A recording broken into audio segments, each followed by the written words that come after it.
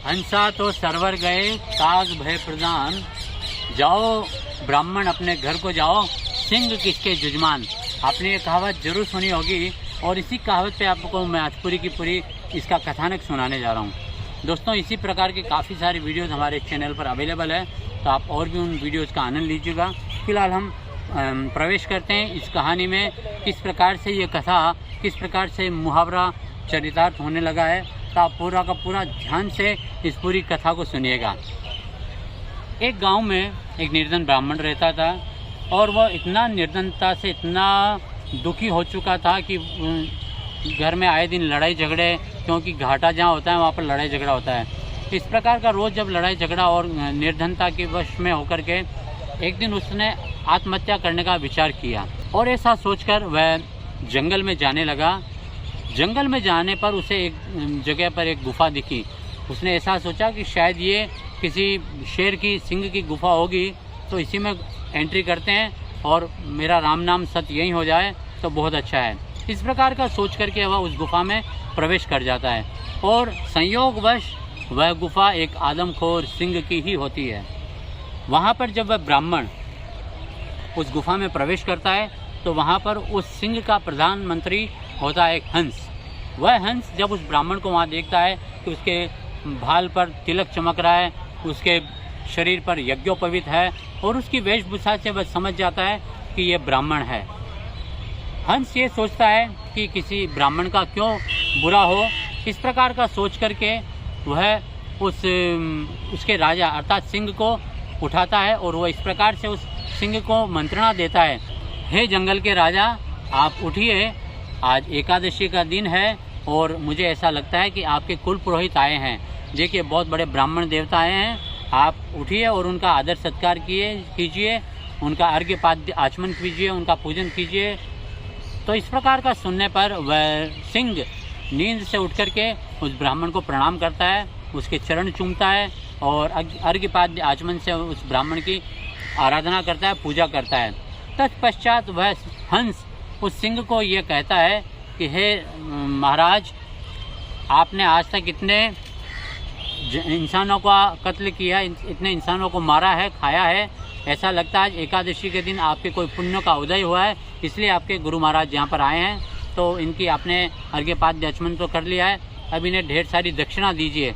तो वह सिंह कहता है, हमारे पास में कौन सी दक्षिणा, दक्षिणा क्या होती है?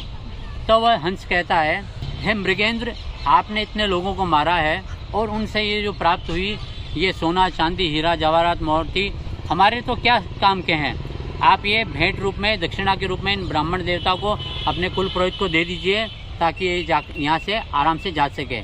इस प्रकार का कहने पर वह सिंह उस ब्राह्मण को कहता है, हे गुरुदेव, ये सारी की सारी संपत्ति आप यहाँ से ले जाइए।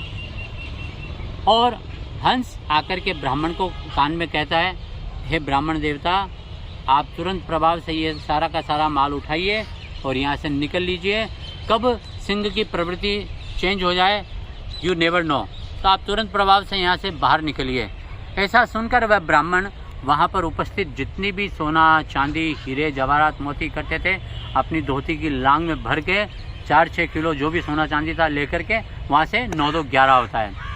इस प्रकार से जब वह अपने घर को वापस लौटता है, पत्नी पूछती है, पत्नी को सारी की सारी कहानी सुनाता है और धीरे धीरे उसके दिन बदलने लग जाते हैं। एक झोंपड़ी से महल बन जाता है, व्यापार चलने लग जाता है, नौकर चाकर, गाड़ी घोड़ा बंगला सब हो जाता है।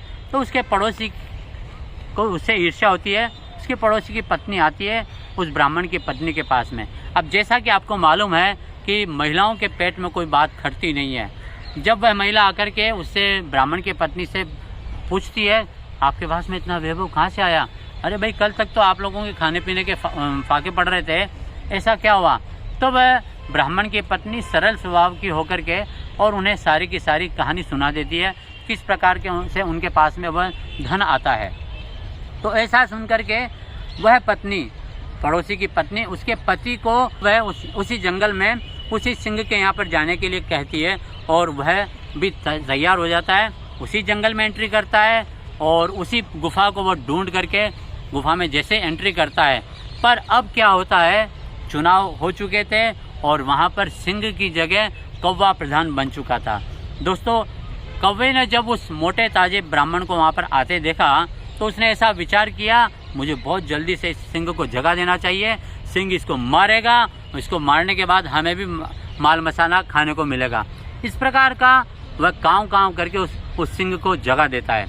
सिंह गर्जना से उठता है, परंतु उस एकादशी के पुण्य के प्रभाव से उसमें अभी तक भी सात्विक प्रवृत्ति आई हुई थी और उस ब्राह्मण को देख करके वह समझ जाता है कि यह कौवा मुझे गलत राय दे रहा है। ऐसा विचार करके उस सिंह ने उस ब्राह्मण को कहा, हे ब्राह्मण देव, हंसा तो सरवर गए, काग भय प्रधान, जाओ ब्राह्मण घर को अपने, सिंह किसके जजमान। हे ब्राह्मण, अब यहाँ पर परिस्थितियाँ परिवर्तित हो चुकी है। पहले यहाँ पर हंस प्रधान हुआ करते थे जो मुझे हमेशा अच्छी राय देते थे, पर अब यहाँ पर कौवे प्रधान हो गए हैं। और हे ब्राह्मण, अपने घर को जाओ, सिंह राज किसी के यजमान नहीं होते हैं।